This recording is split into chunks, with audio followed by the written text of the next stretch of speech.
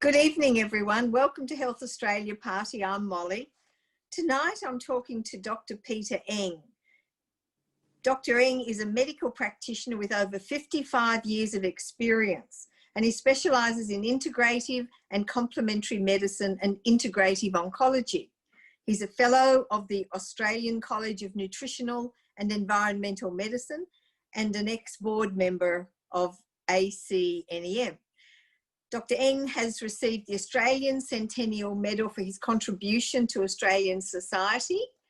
He's an active fundraiser for the National Institute of Integrative Medicine, and he's got many, many awards. He's done so much. I've got 2 full pages of everything that he's done, and it's an enormous career.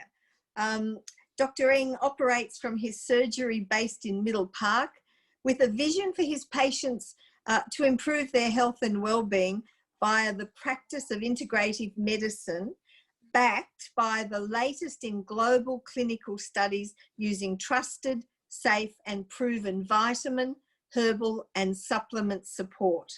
Welcome, Dr. Eng. Thank you for joining us tonight. Molly, thank you for giving me the opportunity to come screen online tonight. And I believe we're going to discuss about a illness arising from folks living water damaged home. Yeah, so we can begin. Peter, can you just tell me, you've got such a varied career. Can you tell me how you became so interested in the environmental aspects and mould as causing problems with people? How did you get involved in this? Yes, well, my son built a home in Hampton some 10 years ago, and when it rained, the water used to come on the walls, and he used to have a bucket to catch the water coming down from the light fittings. Oh, and it's awful. Then I attended a metagenic seminar, and one of the papers presented was from Dr. Cameron Jones and my colleagues who talked about this illness that arises in families living in homes that are damp and water damaged. And then I told my son about it because they were all sick with fatigue, memory loss, joint pain, diarrhea, abdominal pain, headaches, asthma. And I told my son, your home has to be audited by Cameron Jones. He did not believe me. And then I went to another metagenics seminar 2 years later, and I put my foot down and said, look, you lot, they're getting more, and I'm getting more and more stressed. Yeah. And so they had the audit, and they found that the home was water damaged, full of molds. Yeah. So then I had a patient called Hugh Morgan from Western Mining, and he told me about a parliamentarian from Canberra called Lucy Wickham, who had multi-system symptoms like those of my family. And she found a doctor shopping from one specialist to another, and in the end, he found a doctor that had knowledge of integrative medicine and diagnosed her as suffering from a condition called chronic inflammatory response syndrome, multi-system, multi-organ disease arising from living in a water damaged home.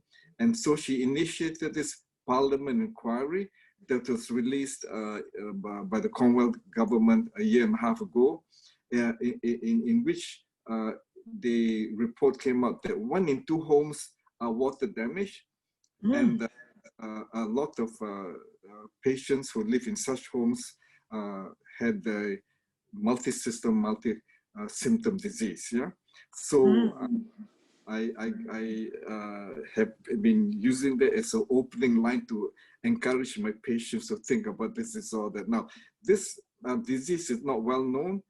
Unfortunately, mainstream doctors are not trained in asking patients a simple question. Have you ever lived in a home that's water damaged? Because these patients go doctor shopping with multi-system headaches, joint pains, chronic fatigue, sore muscles, insulin, depression, anxiety, abdominal pains, asthma. And sometimes the doctors say it's all in the head, take some antidepressants, so that is why I have taken an interest in seeing patients with multi symptoms. They hear about me, and usually I've seen many doctors, and the first question I ask them when they tell me about the symptoms, is, have you ever lived in a water damaged home? Now, it's a big, huge public health issue. If you say that 1 in 2 homes in Australia are water damaged, and 1 in 4 of Australians have got a type of gene on chromosome 6, 9 genes, and they belong to the family of HLA, DRDQ. That poor group of patients have an inability to deal with exposure to biotoxins arising from exposure to water damaged homes containing fungi. And this poor group of patients, then when I see them, I would order, I would get them, I'll take a history, do a physical examination, and then we then begin the journey to confirm they suffer from this biotoxic illness because they have this nasty set of genes, HLA, TQ. So I begin by checking your urine for mycotoxins. So if the urine shows the presence of aflatoxin, that's dangerous because it's linked to liver cancer. Very common from where I come from, Malaysia, because in Malaysia, the poor Malays eat steamed peanuts. They're moist and they don't finish the big bag of steamed peanuts, and they leave in the kitchen. 3 days later, they eat. And roughly 1 in 5 to 6 patients that they used to look after in the ward in Malaysia, in a hospital, had liver cancer. And gosh, that's high. Yeah, and my chief of medicine, Dr. Lim, said, ask them a simple question. All these patients with liver cancer, the poor Malays, do they like steamed peanuts? And everyone will say, we've eaten steamed peanuts from young. They were full of molds, aflatoxin. Then others get ochratoxin exposure from molds, and that's linked to mainstream journal studies, bladder cancer, and damages the kidneys to get hypertension. So when patients come to see me, they usually present with chronic fatigue. That's the commonest complaint they have. I've been tired from the day I wake up for the last 6 months, a year, or 2 years. And then we need them to do a symptom list, which is here, 37 symptoms.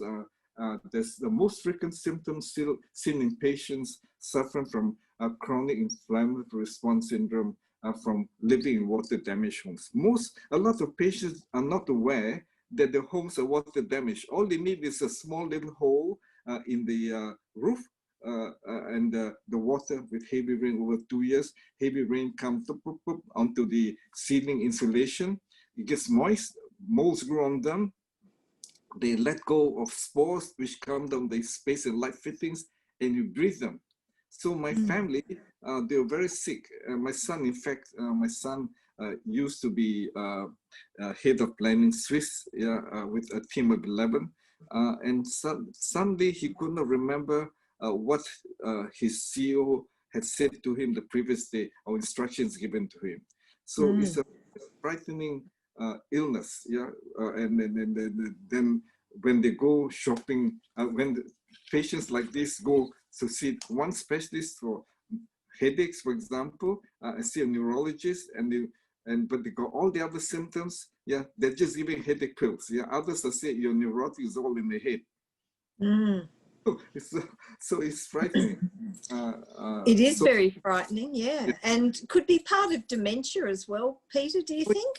Yes, there's a study by Professor Dale Bredesen from the University of California, attended his lectures, and his paper, he published paper that said that 1 in 3 patients in homes for Alzheimer's, the underlying cause is molds, and mycotoxins, and you clear 1 in 3 will walk home and have dinner with their grandchildren and children. That's how bad it is. the mainstream published study. Yeah. Yeah, that's frightening. So neurologists in this country give Aricept to patients with early Alzheimer's, works for 4 years, and then say goodbye, go to a nursing home, and you won't be able, your family worries when they walk out along the street, get lost, it's Yes. shocking. So in the diagnosis of mold illness, I do the urine test first, then I test them for the genes, HLA-DRDQ. So if they're positive, that confirms that they suffer from SIRS, resulting from this set of genes where the immune system do not know how to get rid of the mycotoxins. So 3 in 4 of the population which do not have this set of genes, their immune system can bind them and kick them out by production of antibodies. But those that this nasty set of genes in HLA-DQDR, the innate immune system will meet up with the biotoxin and try and present it to the antigen presenting cells, to the T cells to form antibodies. But with this set of genes, the antigen presenting cell will not accept the signal from the immune system, the innate immune system. So these poor immune cells from the innate immune system, which you get from birth, they keep on producing inflammatory cytokines to try and get the biotoxin into the antigen presenting cell, which will not accept them. So there's this increase in inflammatory cytokines. And so in the diagnosis, we look for damage to the immune system, from these cytokines, mainly immune system. So once we identify all the markers for immune for SIRS, they include, it's quite technical, but it's transforming growth factor beta 1 is melanocyte stimulating factor. So these all will be positive. Sorry, it's my wife. I just had it. Half an hour, okay? Thanks. Sorry. That's all right, Peter. Never hang up on the wife. I didn't tell her I was having a talk on the TV. So once we confirm that they have got these markers for biotoxic illness, we also have to do a mark-on swab of the nose. Why? Because when you breathe in the spores into your nostril and they produce the mycotoxins, which go up the olfactory nerve, and the trigeminal nerve into the brain. That's why they have cognitive decline, memory loss, loss of concentration, can't focus and can't find words. It's shocking. So the treatment then we tell our patients is get out of the home with water damage. Have an audit done by mycologist. I normally recommend Dr. Cameron Jones. He's a PhD in mycology.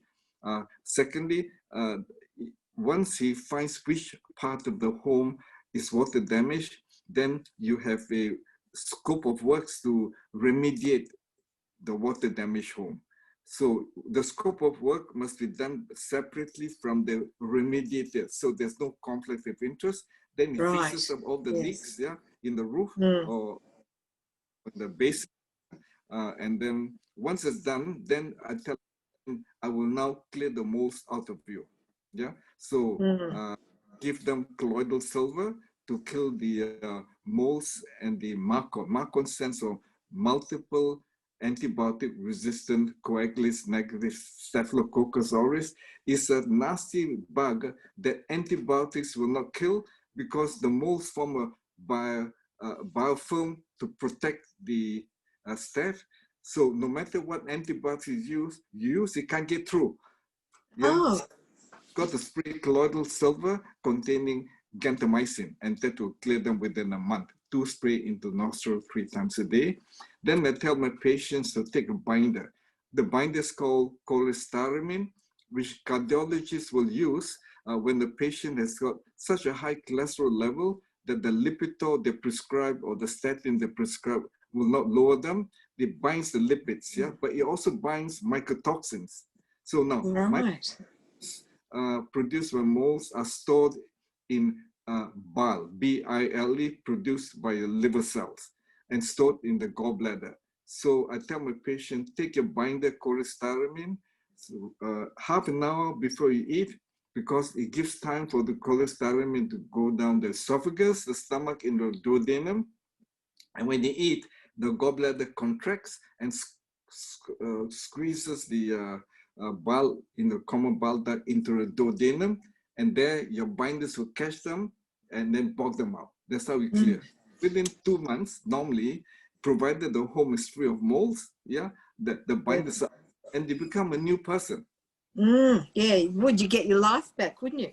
Peter, does it matter if you've had your gallbladder removed? How does that affect the process? To produce bile, the mycotoxins stored in bile, yeah. Then I don't know why we have a gallbladder. We don't need it, you know. Well, lots of people don't these days. Produce bile when you eat, you know. So okay. Molds, yeah. So the other important thing is that when the patient has got SIRS, we need to do a MRI of the brain. It's called neuroquant, yeah. And in most, certain sections of the brain are swollen and certain parts have atrophied compared to normal MRI brain. So this neuroquant is used by the United States Air Force because patients with toxic illness, there's lack of blood supply to the optic nerve. So when you do a test called visual contrast sensitivity with color patterns, those suffering from SIRS will not be able to, will miss certain colored sections. Yeah. So you have to have pilots that can see properly. So, yeah, exactly. Proof test, yeah, visual contrast. It's only a $25 test online. So when I treat patients after a month, I get them to repeat the visual contrast. And if I clear the moles, 1-2 months later, the visual contrast comes back. They can see all the color patterns that initially they couldn't see. So yeah, so you have this group of patients that could not believe, that all these 4-5 years they suffered and been vilified by specialists to say, some of them are saying it's all in the mind. Yeah. Yes. And shocking. So here's a paper I wish I read to you. Why don't physicians acknowledge this illness? Yeah. So it says typically little education is offered to physicians in the medical training on this subject. There is poor understanding of, and by many, even contempt for, the concept that our environment is capable of slowly poisoning its inhabitants. Yeah. So it says here, occasionally, an environmental illness becomes national news overnight, like Legionnaires' disease. Yeah. But more typically, a few individuals discovered the toxic potential of a substance called asbestos, published, and yet it may take 3-4 decades for public and Western doctors to accept that this danger. Yeah. Okay. Yes, exactly. Yes. Yeah. This delay is widespread. This delay in widespread awareness of novel science is not new and was certainly around at the times of Copernicus, Galileo, and others, whose theories and proofs oppose powerful controlling bodies. Yeah. So why do the society not accept by toxic illness? Because it's money.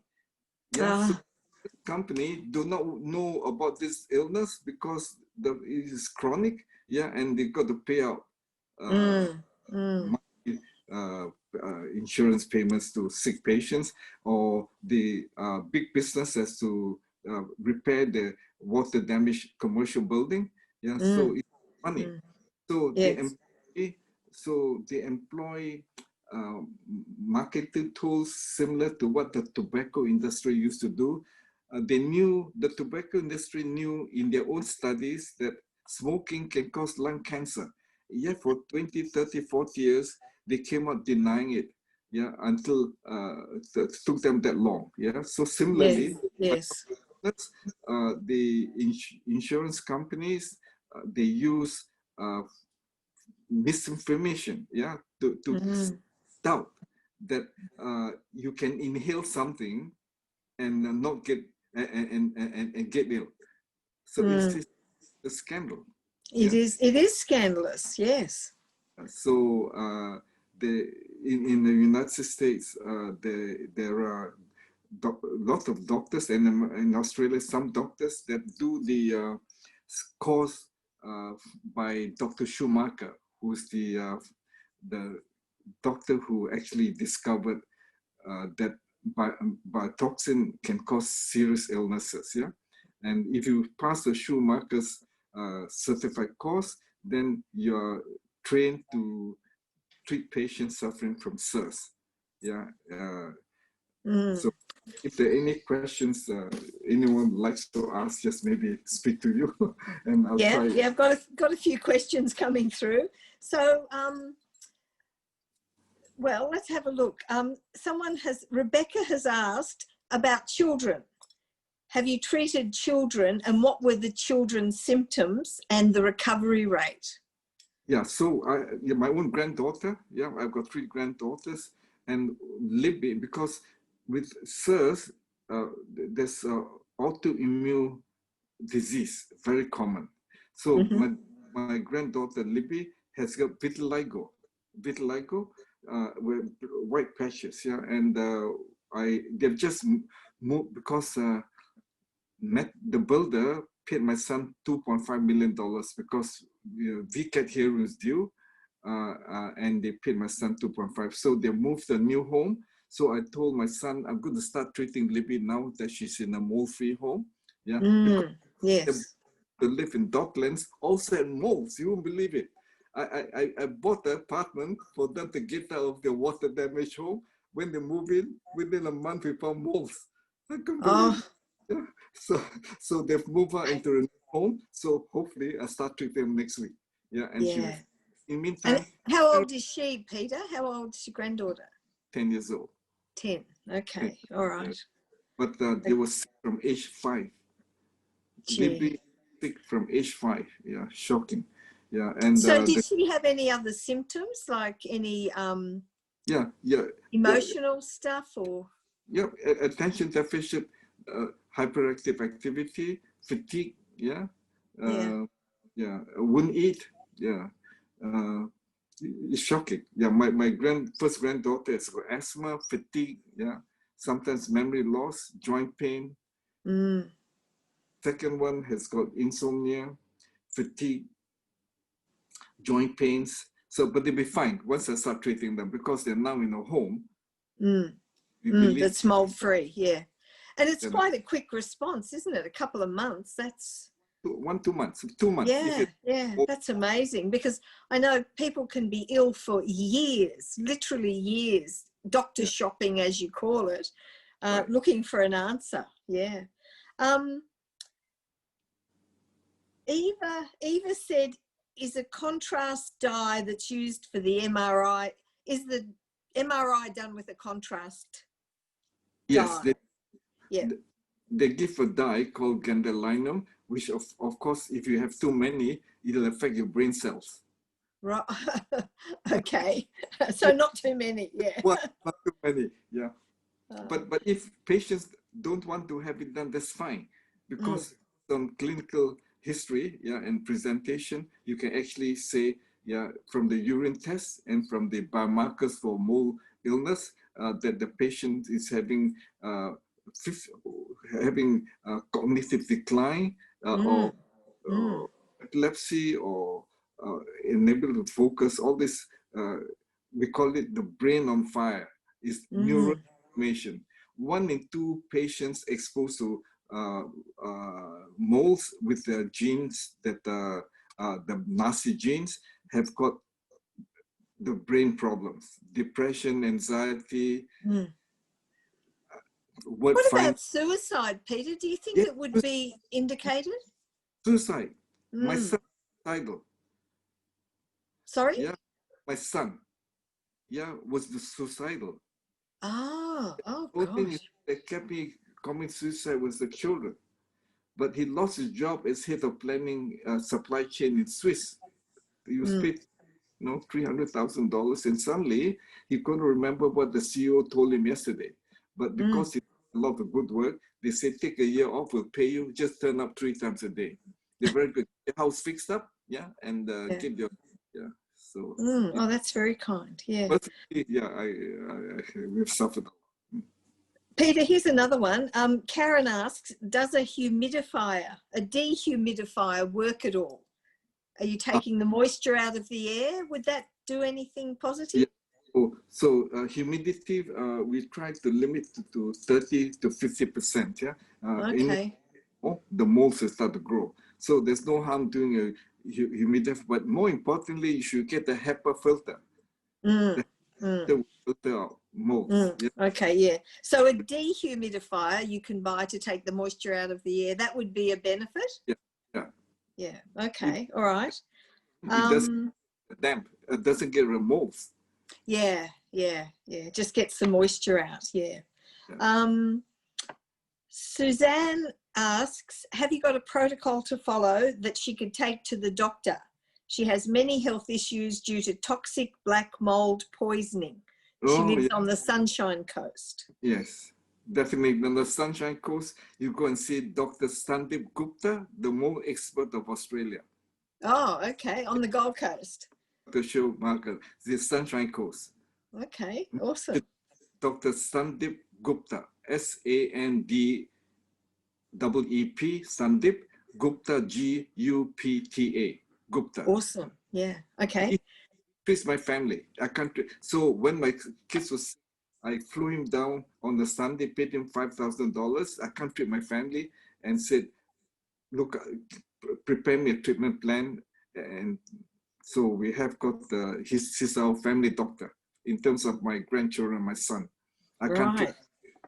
Yeah. Exactly. All right. Christy asks, how do dead mold spores affect our body? Say that again. How do dead mold spores affect the body? Oh, yes. So dead mold spores are more dangerous than molds. Oh, why is that, Peter? Because it's toxic. It's a toxic metabolite. Yeah, and damages cells. Yeah, that's worse. Yeah, so when you breathe in a water damaged home, a stew that includes dead, the cell membrane of dead fungus. This is very allergenic. Okay. Gosh. Can you recommend a HEPA filter? Is there any particular filter that you like? We got HEPA filters in my home and my son's homes. The ones made in Switzerland cost about $3,000-$4,000, but it lasts for a year or two, and then you change the filter. Yeah. Okay. Yeah. The HEPA filter made in Switzerland. Switzerland. All right. Are they available in Australia, Peter? Yeah. We got them. We got ours from near Austin Hospital in Heidelberg. Okay. All right. Yeah. Okay. So the dead mold spores are worse. All right. I'm just going to put a picture up here from a patient that I had seen quite a few years ago. I just want to show everybody. If you can see that, that's a mushroom growing behind her bedroom door. She didn't realize it was there. And this patient is very ill. Yes. And when they pulled the wall off, all the mold that was there. Get out of the home as quickly as possible. Yeah. And what do you, well, if you can't get out of the home, then obviously you have to get that person in to evaluate the mold and then remediate. So that could become a pretty expensive oh yes, it costs a thing, fortune. couldn't it? Yeah.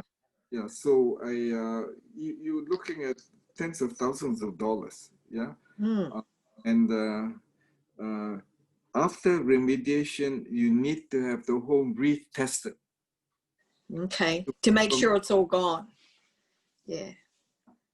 Okay. So what you do your urine tests and your nasal swabs?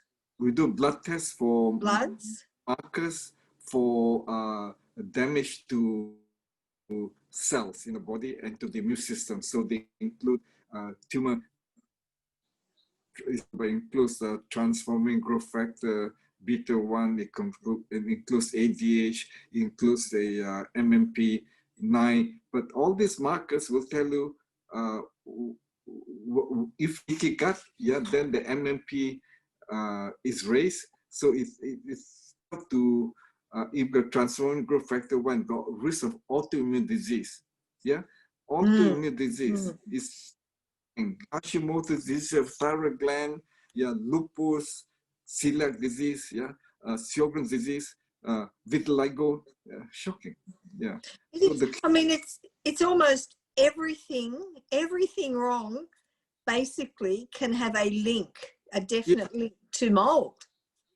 A lot of them, yeah. So the symptom, get rid of an underlying cause. I tell my patients a simple story. You will go fishing with the family in Port Phillip Bay on the beautiful Sunday, and suddenly there's a leak at the bottom of a boat and water's gushing in. It's no point the four of you getting buckets to throw the water out. It takes you 10 years. You're still gushing water in because it's cold. So with no point treating a patient with cognitive decline, memory loss, you got to get rid of molds first. Then we can give nutrients to improve memory. Yes. Yeah, your control and all those. Yeah. Yeah. So, well, okay. So people don't know necessarily that they've got mold in the house because they might not smell it if it's very small. It could be behind the bathroom tiles, couldn't it? That'd be common. Yeah. And they may not actually know. Yeah. Here's another little thing, another question. How do you get a house tested or public commercial building hall tested? A hall, okay. Yeah. Yeah. So the home, you got to pay for it. Yeah. Landlords will deny it's a problem. Cost too much money is money. Yeah. So all these deniers, I call them the deniers.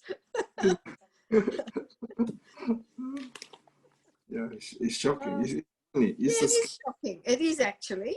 Yeah. The specialists, you know, just like with the tobacco, I remember some 30 years ago, a respiratory physician in Sydney say, there's no, that tobacco smoking does not cause lung cancer. I'm a chest physician. It's shocking to say that. Yeah. That's terrible, isn't it? Yeah. Yeah. Here's another one, and this is, I use a lot of eucalyptus oil. So Elaine has asked, can bleach or eucalyptus oil kill the mold and dead spores? Bleach is dangerous. It's a toxin. Don't use it. Don't. Yeah? Okay. Yeah, but eucalyptus oil, I have no experience. I have no experience. Okay, but it's no harm. It will not harm you. You use colloidal silver, to kill them. So could you, Peter, you know, when you in the bathroom around the tiles, you often see bits of mold growing. Could you spray that with some colloidal silver? Would that work? No, because the molds are behind the tiles as well. You've got to remediate them. Okay, gosh. It's a huge job. Behind the bathroom, there's leaking. So it's costs a fortune. Yeah, that's a bit depressing, Peter.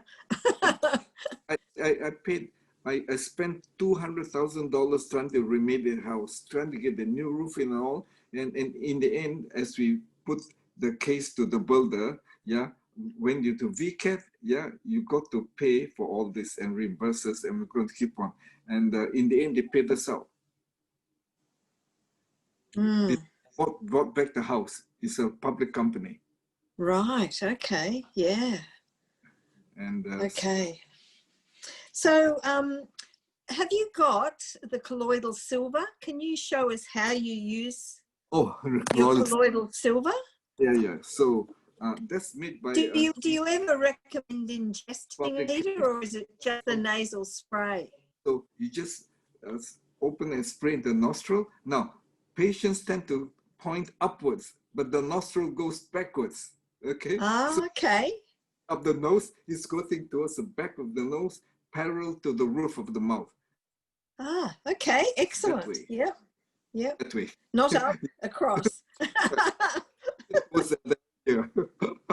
Okay, yeah, yeah. Okay. The marcons within a month. A month. Yeah.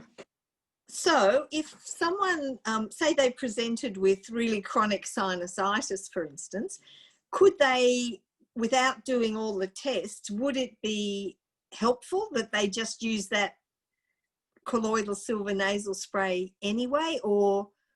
Yeah, they can do that. Yeah, they can. So, patient. Sorry? It doesn't harm a patient. Yeah, yeah. Okay, lovely. Yeah. Times a day for months. Yeah. Do it for a month, couple of times a day. 2-3 times a day. 2 squirts into each nostril 3 times a day. The problem is you got to get the doctor to write the script. Ah, okay. Yeah. So you can't buy it over the counter. 25 parts per million to 50 parts per million with some EDTA so that the colloidal silver just will stay on the surface of the nostril, and not come out straight away. And there's an antibiotic called gentamicin. Aha, okay. So it's got to be prescribed by a doctor. Okay, so could I pop down to my local GP and say, I want a script for this because I've got sinus or something? Yeah, absolutely. He look at you and say, I think I'm silly. Yeah. Okay. So,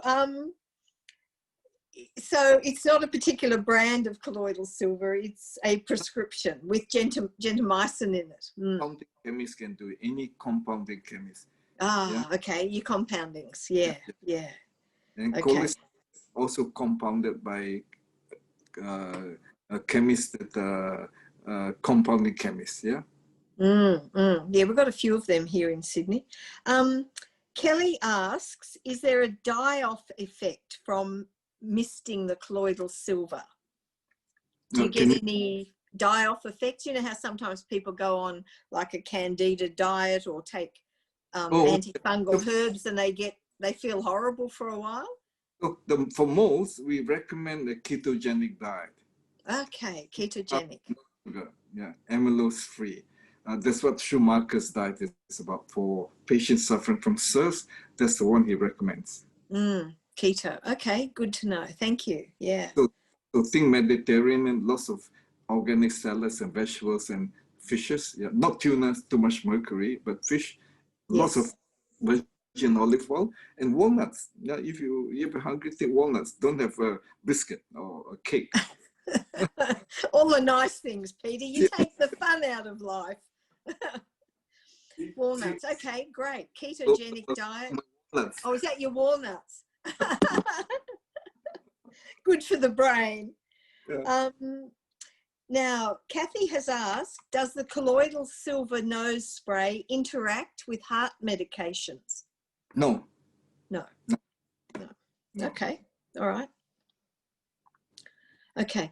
Do you have any experience, Peter, with citrus seed extract or grapefruit seed extract at all? Would that be useful? No, not for mold. No, not for mold at all? Yeah, so grape seed extract you use for cancer treatment in my practice. Oh, okay. Yeah. Okay, good to know. Good to know. I like grapefruit seed extract. I think it's quite powerful. Yeah. Okay. So the blood tests,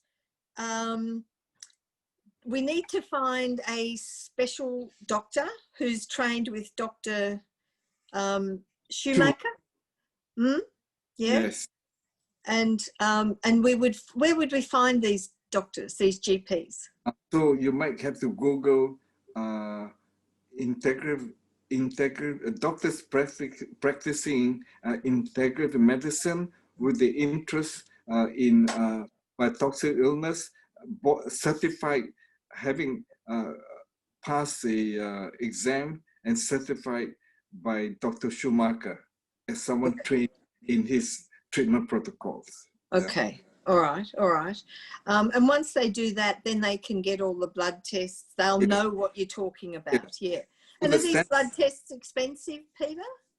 yes. So initially, when my family, there were 5 of them, just to have it tested for urine for mycotoxin cost $1,150.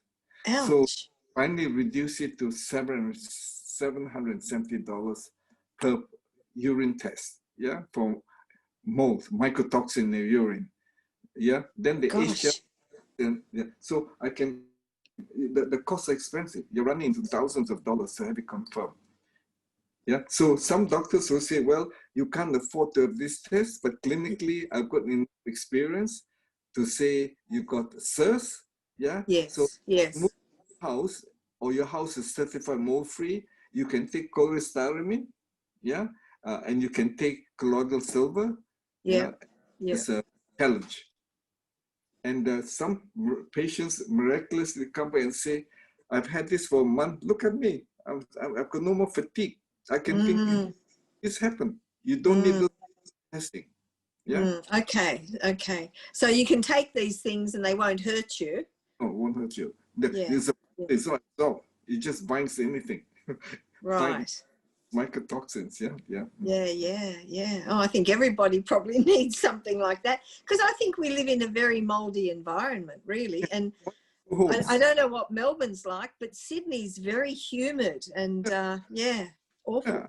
I went to school there, and when they okay. to Australia, I came straight to Melbourne. Didn't like Sydney. Don't blame you. Peter, what about, Shelley said oil of clove. Oil of clove kills spores, does it? There are no published studies, yeah, so I don't use them. Yes, okay. Okay, yeah. Yeah, all right. Let me have a look. Portia asks, oh, okay, so someone's asked, can we post the main points of the video step by step on what to do onto our page? So yeah, we can do that, can't we? Yeah, we can give you a plan. Yeah. Yeah. Can you, are you okay to send me the questions? Can we put the questions you ask patients? Can we put them up on our page so people can see how many symptoms that they actually do have? Yeah, we got this this page. It's called Tick the Box, yeah? Tick the box. Tick the box, yeah. This 37 most frequent symptoms seen in cases of SIRS water damage homes. Right. 8, definitely. Yeah. You be treated. 6, almost certain. But 1, okay. No, yeah. Then they haven't got the gene, the Nazi gene. Right. Okay. Okay. So what we can do? Sorry. I can email the questionnaire to you tomorrow. Yeah, thank you. That'd be great, Peter. And then what we can do for our viewers and members of the Health Australia Party, we could put up your information and how they contact doctors. I could have a look and we'll see who are the doctors that they could go to around Australia and New Zealand. And that way people could, you know, start the healing process, because I know, I mean, I've been in practice 37 years and probably, I reckon 90% of my patients have probably been mouldy. Yeah, that's right. Because mainstream can't help them. Your mainstream doctors, they're drug peddlers. You got sore throat, here's a script, buy an antibiotic. Yeah, you got migraine, here's a script, buy a headache migraine tablet. You got the joint pain, here's a script, buy Celebrex. They're drug peddlers. Drug peddlers. Okay, yeah, well, yeah, that's pretty true, actually. Jessie has just asked, oh, hang on, I've lost her. Where is it? Jessie has just asked, is dry heat better than humidity for SIRS patients? Oh, yes, but you don't want to be too dry. Your skin gets too dry. Okay.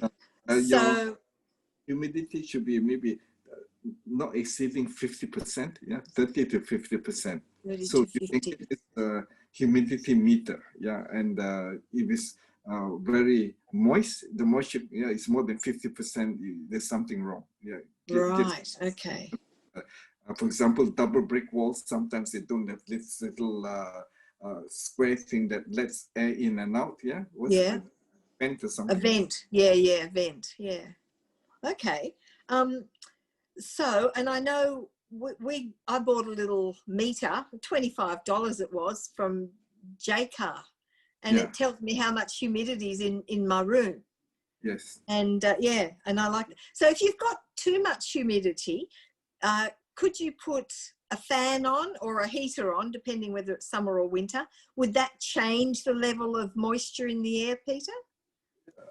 I am not the expert in the area, ventilation, but obviously, if it's a hot, dry day, you put the fan on and open the windows a bit. I'm not the expert in the area. Yeah, fair enough. Okay. Kelly asked, when you treat patients with mold illness, when you treat patients for mold, can they feel worse for a while before starting to feel better? Do they feel rotten for a while? And they can. Yeah. They can. Days, but as you clear the molds, they'll improve. Yeah, usually end of a month, they'll say they're better. In a month. That's quite staggering, really. That's very quick. Yes. For such a deep problem. Yeah. At most will be 2 months. Yeah. But if it's still there, you're sick, that means so somewhere your home has got mold or your office. Yeah. Okay. Kim has asked, how can you treat fungal infections? And are they related to mold exposure as well? So fungal infections may be fungus on the body or an internal, like candida problem, I guess. That I'm not sure what she means, but I'm just guessing there. Yeah. So if you got the fungal lesion on the skin, well, you can use a antifungal cream, from the chemist shop. So you apply there twice a day for a month, that should go. But I think some 50 years ago, 40 years ago, we used to use Selsum, very smelly stuff, like a soap from the body, from here, the neck down to the toes, and leave it there. Yeah, I remember that. Yeah, Selsum. But yes. Yeah. Old-fashioned things. Yeah. What about if someone has like a recurrent candida problem, like women have vaginal thrush or children have a lot of thrush in the mouth? Is that related to a mold spore in the building? That's a good question. Patients with candida, you can use a drug called Sporonex to kill them, but I don't have any herbal things I know of that can be used for vaginal thrush. Yeah. So you need to use canestin or one of those. Yeah. But yeah. That is different from inhalation of. Yes. Treating the gut. Yeah. Okay. So just to have an overview, the symptoms are multi-layered and cluster, and almost any symptom you can think of, from mental, emotional, physical, can be linked to mold. And you may not even know that you've got mold around you. That's right. You may not see it. Yeah. Right. That's a frightening thing. You may not see it. Yeah. That is frightening, actually. Mycologists pick it up. Sorry?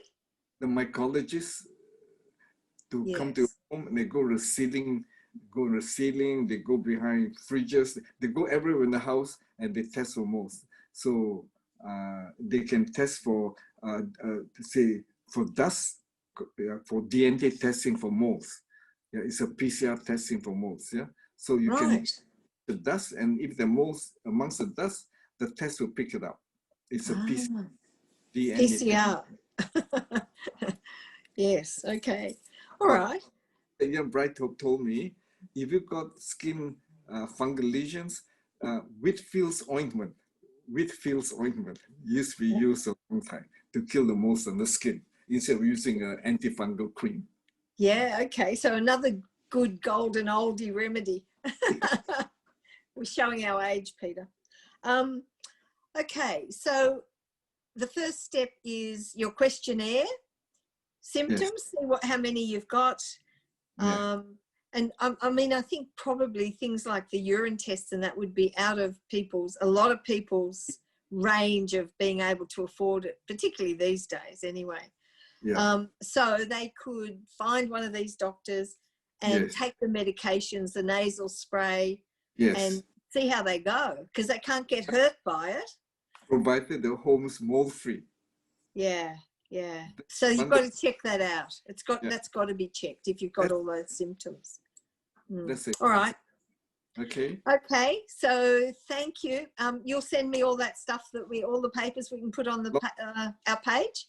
Yeah. Okay. Okay. Thank you, Peter. Thank you so much for your time and your information and your knowledge. Thank you. Good night. Good night. Good night.